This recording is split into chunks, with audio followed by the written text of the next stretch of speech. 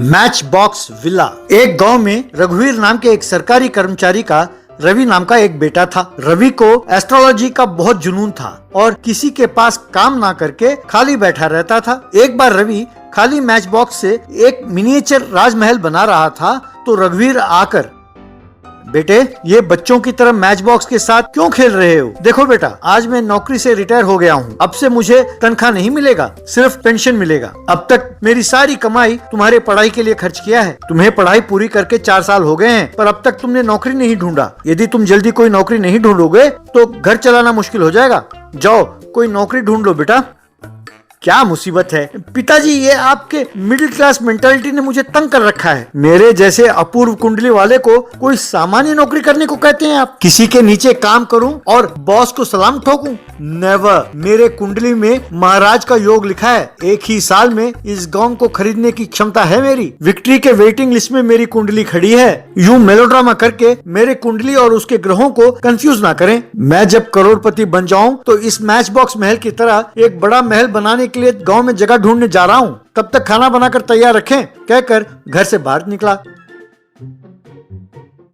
ये बात सुनकर रवि की माँ रघुवीर से, देखो जी, लगता है कि रवि पर किसी भूत प्रेत ने वश किया हुआ है। यूँ सपने देखकर पता नहीं इसका क्या होगा। यही डर सताता रहता है। किसी ओझा को दिखाकर इसका इलाज करते हैं। लगता है कि इसकी कुंडली में कोई दोष है। लक्ष्मी, इसकी कुंडली खराब नहीं है, अपनी किस्मत खराब है। एक ही बेटे को पैदा किया और अपने हैसियत से बाहर इसे इंजीनियरिंग पढ़ाया। अब उसे सख्ती से समझाना होगा। आज अगर वो बिना नौकरी के घर आया तब मैं उसकी खबर लूंगा। घर से निकलकर रवि अपने दोस्त शशि कंस्ट्रक्शन के ऑफिस पहुंचा।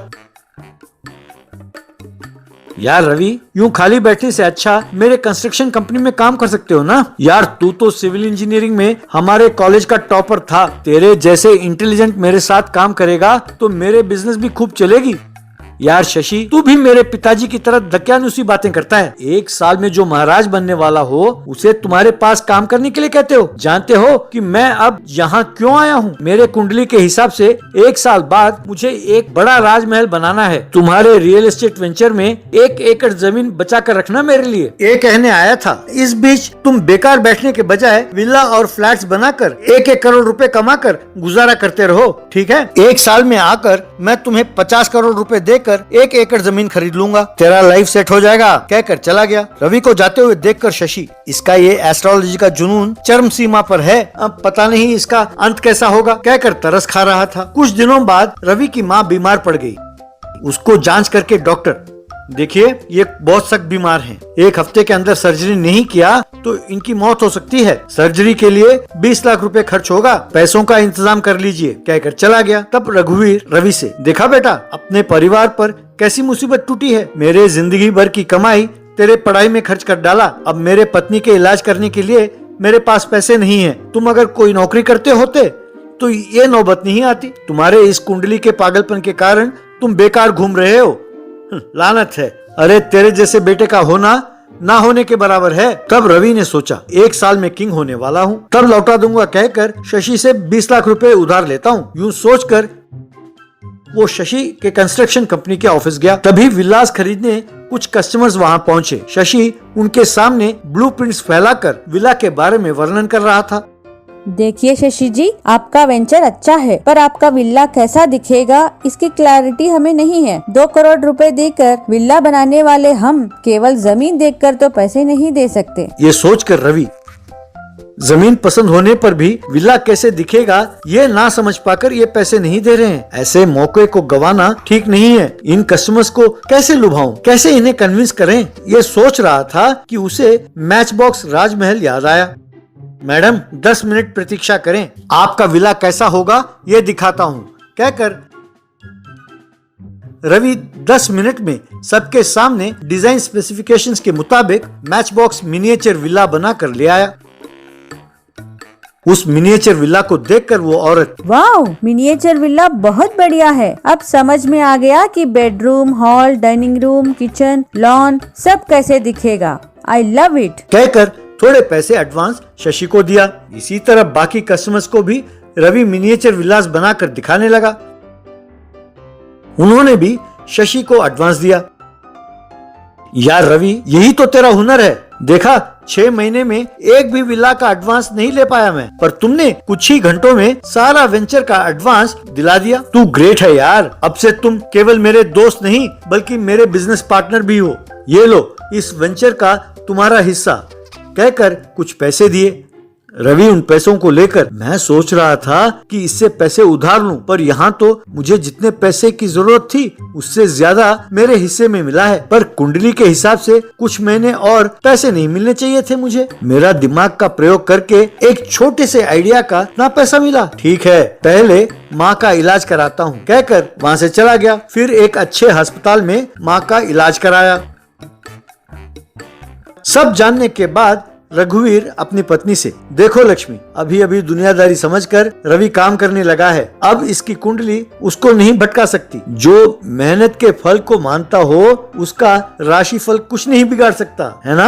बात तब एक बार 2 लोग नाव में समुद्र में जा रहे थे। उनमें से एक अपने कैमरा से वीडियो निकालते हुए, hi friends, welcome to Hemant vlogs. कैसे हैं आप सब? आपके लिए आज मैं एक नया वीडियो बना रहा हूं। ये मेरा दोस्त पवन है। ये आज मेरे साथ इस वीडियो में दिखेगा।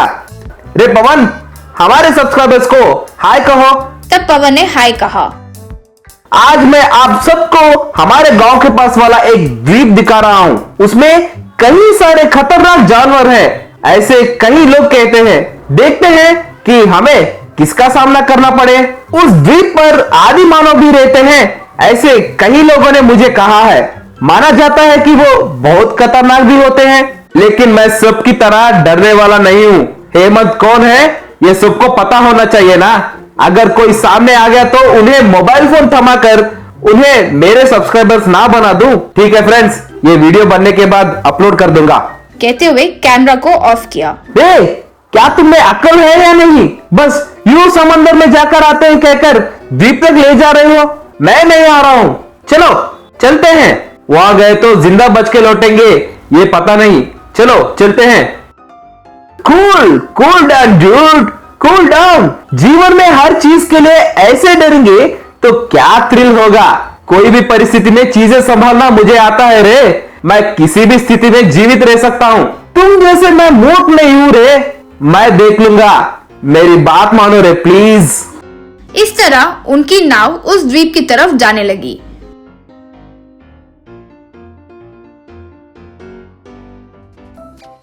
फिर वो नाव में वीडियो निकालते हुए, फ्रेंड्स, यही वो द्वीप है। बहुत सुंदर है ना। अंदर भी जाएंगे, क्या पता और क्या क्या देखने मिलेगा। जब वो यूं जा रहे थे तो अचानक कुछ आदि मानव वहां आए।